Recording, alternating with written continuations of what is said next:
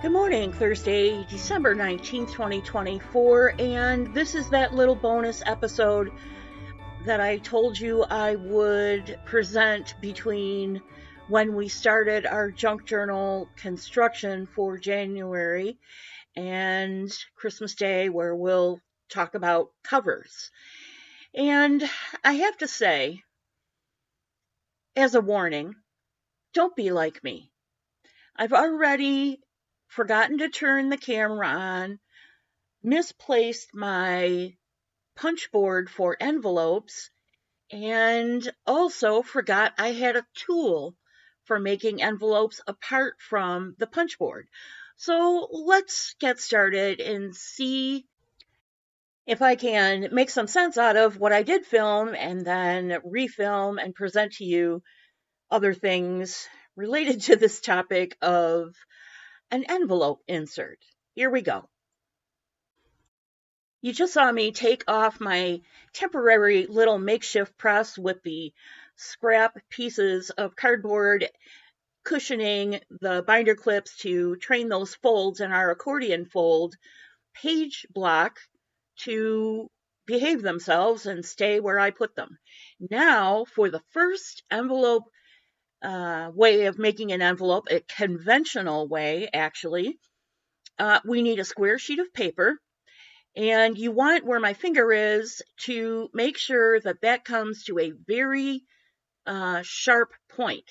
No wiggle room either way. And I am incredibly nervous this morning. I don't know why. I enjoy making envelopes, but for whatever reason, I fiddled and fumbled a lot. So I made a little pencil mark, and I'm going to rip my paper. I probably should have cut it since envelopes are machine made, but, maybe not. If you've never made an envelope for a sheet of scrap paper is probably the best way to do it for your first time. Please don't use your good paper that you're going to put in your journal. Make a practice one out of a piece of book page or a sheet of newspaper, what have you. And just so I can remember to put a chapter mark in, the tools and materials you're going to need for both types of envelopes that we're going to do today is a sheet of paper and glue and scissors or a blade and a ruler, or, run wild and be like me and just rip everything because you can. Although there are a couple things you need scissors or a blade for, and they're coming up right now when we figure out how far we want our bottom to go up. Don't worry about the point in the center, as long as you keep it centered on that faint crease, you're fine. And you want to make a little mark so you know how high you want your fold. Then you'll cut a little pie piece right at the edge on the right and the left of your fold so that you have, it's called a relief cut. And I made my little pie pieces too small, and there will be some overhang. I will show you how to take care of the overhang. And here you can see I'm cutting a little deeper on my second pie piece because it was way too small. Nevertheless, you're going to fold your side flaps inside your bottom flap. And again, we're not going to worry about that point right now. We're just trying to get all of our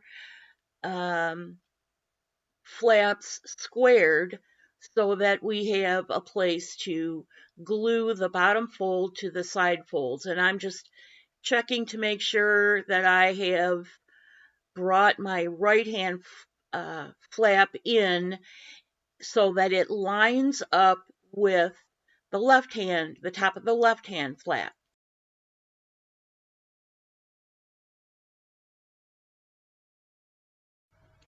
Once we get all this business done, we're going to fold the point from the bottom flap down, and it strengthens the spot there. If you want to make a closure when we glue it down, if you want to put a closure on there like buttons or something like that, that extra piece, not cutting it off, but just folding it down and gluing it, gives you a little extra strength on the envelope. And as you can see, the way I'm folding this, I like my my top flap to come down pretty far. I'll show you why later on. And now I'm going to make some little relief cuts. There's some little dog ears that you can't really see very well, but I just cut them off, and now we have an envelope. Those of you who have an envelope punch board already know how to do all these things and already know how to read the chart to get the right size paper to size your envelopes, but I just can't find mine for whatever reason. So for this, standard type envelope, you need a square piece of paper. For a square envelope, you need a rectangular size piece of paper. Confusing, but once you sort of cement that in your brain, it'll make it a lot easier. And of course, your envelope size is going to depend on what type or what size your album is. And I'm just showing you here that I've made them out of everything from book paper to scrapbook paper. One of them in there has an offset.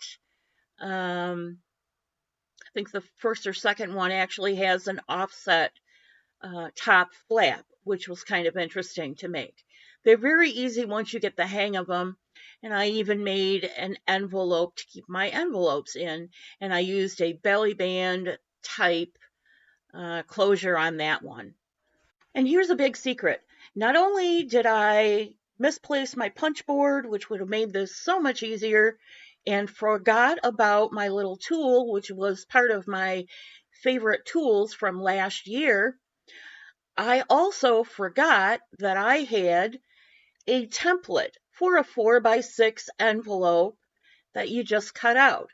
So if you know what size your album's going to be, just go to Google and search for free 4x6 or whatever size your album's going to be envelope template, and you'll find a bunch of digital prints that you can use.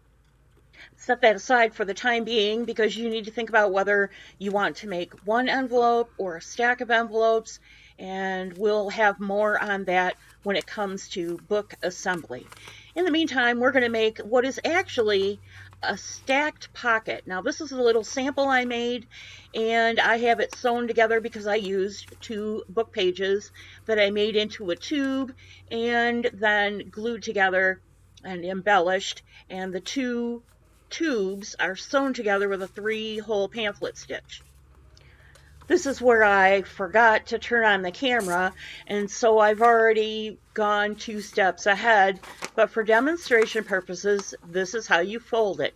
And oh, look, I'm using, for demonstration purposes, the free template, and I'm not going to fold it long ways. I'm going to fold it in thirds so that I end up with a piece that is roughly 6 inches wide by 4 inches high. And I want you to see that my paper is upside down. I used large print, so that you could see that. And when you fold your paper up so that your thumb hole rests underneath the top thumb hole, the printing is face up. If you're using a book page and you're going to embellish it anyway, it probably doesn't matter. But in this instance, I deliberately used paper that had printing on it so you could see it very clearly. The reason we are only using 1 sheet of paper and making 1 set of pockets instead of 2 and sewing them together is because accordion fold books don't handle a lot of bulk well, and putting a double layer of pockets with whatever you're going to put in those pockets makes the book itself a little more bulky and a little more hard to get things in and out of. So now I'm going to ink it up, and then you'll see it put into the book. I'm using Faded Jeans Distress ink and just going around the edges, and I will go around the bottom fold once I have all these edges done, and so it will appear to be distressed or colored all the way around the finished double pocket. The original intention for this piece, as you saw in the demonstration piece, is to make a waterfall of pockets, but we're not doing that because of the bulk this time. We're going to attach this double pocket by washi tape, and we're going to double glue it and tape it down on both sides of the page that when you saw me flip through, if you saw me flip through, it looks like page 9. It's not, it's actually page 8, and maybe that flip through is coming up. I'm not sure. At any rate, we have to open up the pocket to put the washi tape down, and of course, I'm going to use both wet glue and the adhesive on washi tape. Let's look at the finished page block and see what we think about what we've done so far. Right away, you notice that the book is not opening flat. Accordion books generally open flat, but mine is not. And that is due to the differences in page weight of my pages. So I'm going to have to think about how I compensate for some of those things. And it may be that this book never opens completely flat, and I'm okay with that. It's not a big deal. What I also want to say is that right now I have 10 pages, if I count them as folded over pages.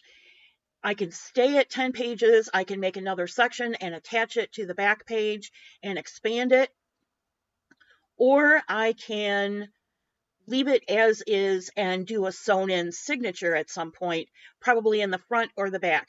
I'm running up against how much bulk this book has, and that brings me to covers. Whatever cover I choose for this book, I'm going to have to accommodate the way that the book is thick and doesn't quite lay flat. My inclination is to glue the pages together so that in this instance, I only have 10 pages, and then add a couple more sections.